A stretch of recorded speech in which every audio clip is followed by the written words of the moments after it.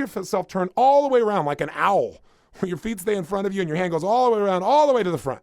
And it's effortless and it's easy, and every time you expect to go further. Do one more on your own. Do a fourth one. And wham, it goes around and it's effortless and it's easy. You go further and further and it feels fun. Have you done it? Okay, good. Now here's what I want you to do. Open your eyes. Keep your feet together. Bring your fingers straight up in front of you and turn as far as you can comfortably this time, and let's see what's happening. Go ahead. Turn as far as you can comfortably this time, and let's see. Did you go further? Now, I'd be willing to bet you went at least 25% further. No less than 20% further. Am I right? You bet. Go ahead and sit down. And I want to tell you something. You say, well, that's great, Tony, but what does I have sticking my finger further got to do with my life and my life plan? Let me ask you a question. Look at that chart again, or if it's in your mind, think about the chart I described to you. First of all, did you get better results this time than last time? You did it the first time, you did it the second time. Did you get much better results? 20, 30% better, yes or no? You know the answer is yes. Second question, could you have gone that far the first time? And the answer is yes. Did you have the potential to go further? Yes. Why didn't you? Well, I didn't take enough action. Why not? Because even though you're unaware of it, you have a vision for how far you can comfortably turn. Now, what do? We changed your results radically, not by changing your potential. We affected your actions, but the way we did it was we gave you more certainty. We got you to believe you could go further. How? By getting results in advance, by having you actually experience the result as if it had happened. See, the brain does not know the difference between something we vividly imagine and something we actually experience. And I don't mean something that you visualize perfectly. I mean, you see it in full color. I don't do that. But I mean something you really feel, you get a gut level check on, and you get some sense of, some image of at some level. That's what I'm talking about. I'm just talking about imagining it so vividly that it becomes real to you. Because when your brain gets that, it says, oh, this is what's natural. This is what's real. This is the standard from now on. And so sure enough, maybe you didn't go as far as you pictured, but you went much further by having a larger vision. Does that make sense? In fact, I'm going to tell you something. So many people in life who have less talent than you have, less skill, less ability, maybe less education, become more effective just because they've developed a vision that drives them and they got enough reasons to figure it out. I'll tell you one of my secrets. As I'm pursuing an outcome, a significant outcome or goal or vision, I get real close where I now see I'm going to make this happen, something I worked on for years. I immediately set the next set of goals or outcomes while I'm still there before I achieve the other one, because otherwise you hit a lull. And that lull makes you no longer have something compelling to go for. So I'm constantly taking my visions and making them real as quickly as possible. But very often what happens is I'll get close. And when I get close, I say, okay, before that's realized, let's get the next thing on the game plan, because this is not about achieving goals. This is about me as a human being maximizing my capacity to create and to give and to become more as a man. So if I'm going to do that, then I can't lose my drive. And that happens from not having a vision. That's why the Bible phrase says, without a vision, people perish. And you can't allow yourself, just because you're an achiever, to lose your sense of vision because now you've realized it. Does that make sense? You know, the road to success is always under construction. And real success is not a thing or a place or amount of money or someone telling you you're good. Real success is that ongoing experience of becoming more as a man or woman and knowing that you're maximizing your capabilities today and you're expanding them. That you're really doing what you have envisioned for yourself rather than living by somebody else's script. If you're a follower, somebody else can come along and give you a vision. But if you're the leader, you got to create it. And I'll tell you one final example in this, and then we'll just go do it. Anyone who achieves something magnificent, not something good, not something acceptable, not something even excellent. I mean, excellence to me is a low standard. Outstanding is the standard I'm looking for. Because, if you do a poor job at something, you're going to get poor rewards. But that's not really true. When you do a poor job, you get fired. You get outsourced. You get right-sized. Today, the world's too competitive. You can't do a poor job. You do a poor job with your kids, they end up in jail. You do a poor job in your relationship, it's over. Some people's standard in life is to do a good job at something. Well, if you're good at something, what kind of rewards do you get? Most people say good. No. When you do a good job, you get poor rewards. That's the way life is wired. A lot of people come to me and they say, I'm a good husband. I'm a good wife. How come my husband or wife left me? I'm a good parent. How come my kid's on cocaine? I'm a good worker. How come I'm frustrated and I'm financially strapped? And I care about people. And I say, I'm going to tell you an answer you don't want to hear. But you got to understand how life is wired. You do a good job, you get poor rewards. That's how it is. But you can say, well, I don't like this. This isn't very fair. The best study of life is how it is. So most achievers, they're going for that level of life called excellence, right? Achievers want to really make it happen. But let me tell you something. When you do an excellent job, what kind of rewards do you get? Good, right? And that's when you go, is this all there is? I worked this hard, I do all these things here, and this is the only reward? It seems disproportionate. I'm getting more than other people. I'm experiencing more than other people, but I'm one of the best. Excellence gives you good rewards, and that's when most people give up and go, oh, why even try? And you know what? They give up about a quarter inch away from where all the rewards are. Imagine that the floor is doing a poor job. About the level of your waist is a good job. At the level of the top of your head is excellence. There's huge jumps between those three, isn't there? But guess where outstanding is? Outstanding is where all the rewards are. It's a quarter inch above your head. It's a quarter inch above excellence. When you are outstanding, when you stand out from all the rest, you're only doing a little bit better than other people who are excellent, but you get all the rewards. It's completely unfair. But let me tell you something. It's how life is wired, because when someone is outstanding, they make it possible for all the rest of us, because they show us the result is possible and begin to cause us to believe that the world could be better. Whether that be a Nelson Mandela or a Mother Teresa or a Princess Diana or somebody you know in your personal life that's outstanding at something, when you see it, a part of you knows that's possible. Now, you may say, oh, they're very special, so you don't have to deal with it. Or you may say the same thing inside of them is available in me at some level. Maybe it isn't in the thing they're good at. Maybe it's not in running. Maybe it's in the way I raise my kids that's outstanding. And you know what? That's the place you want to play.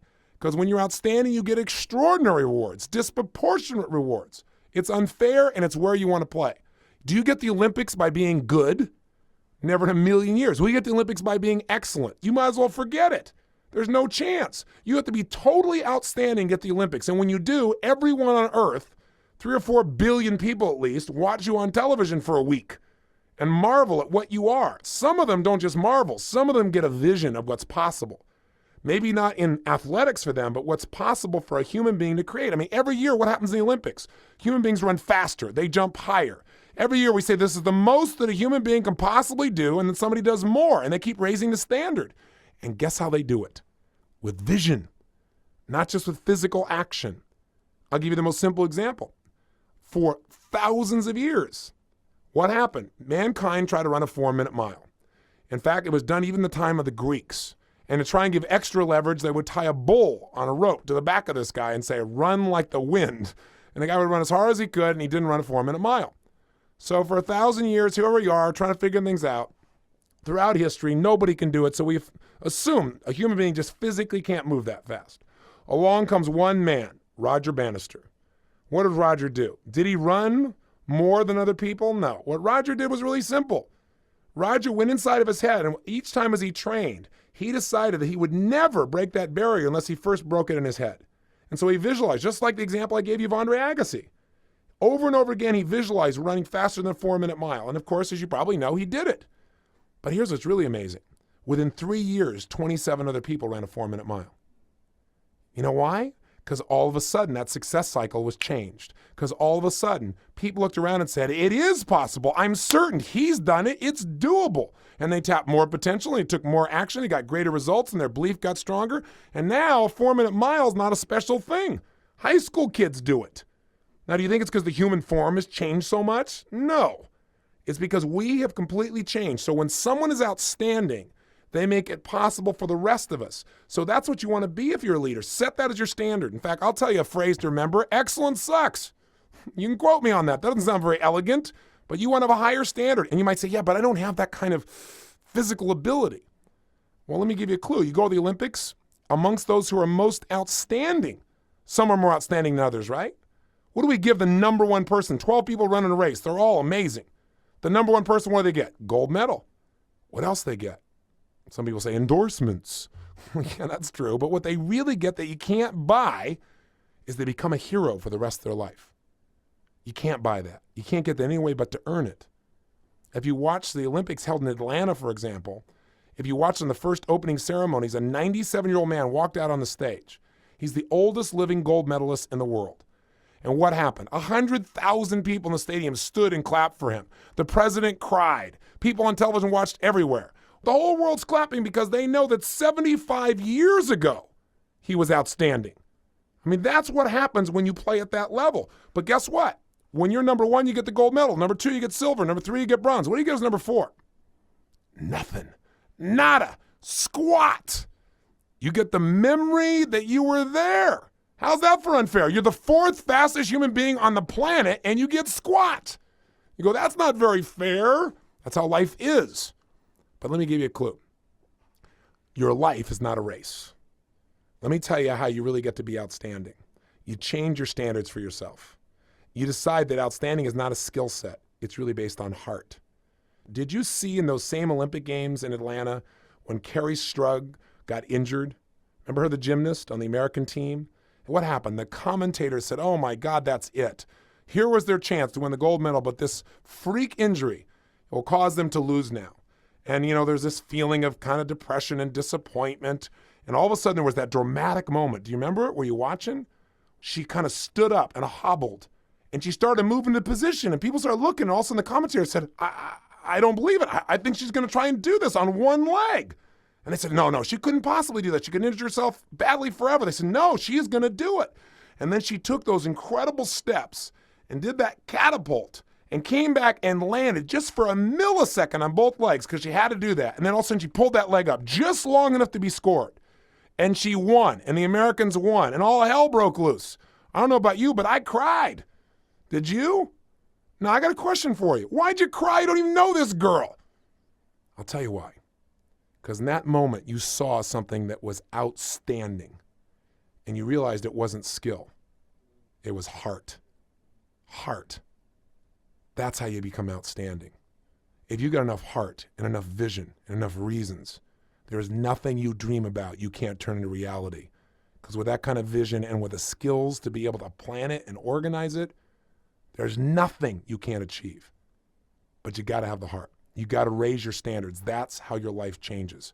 That's how you make it all work for yourself. And you know what? If you cried, if you laughed, if you clapped, why did you? Maybe because in that moment you recognized a part of yourself. You saw in that moment a part of you. That's why you connected to that moment. And you either realize that no matter how well you're doing, there's more still available, or maybe you felt sad because you know there's a part of you that's not being used, and it's time to make that happen. And maybe for you, it's not outstanding athletics. Maybe it's being an outstanding friend. This is not sports. It's not like if you win, I lose. Even in business, we can both win. Don't get yourself in limited metaphors. Can you be an outstanding father or mother or lover, best friend, business person? There's no question, but you need a vision to ignite you. You need a set of standards that say, this is how I'm going to play and nothing less than this. If you do that, your whole life will take it to another level. This is what RPM is about, not mechanics. Vision turned into reality through understanding, through emotion, through heart, and a bit of planning. That's what it's for.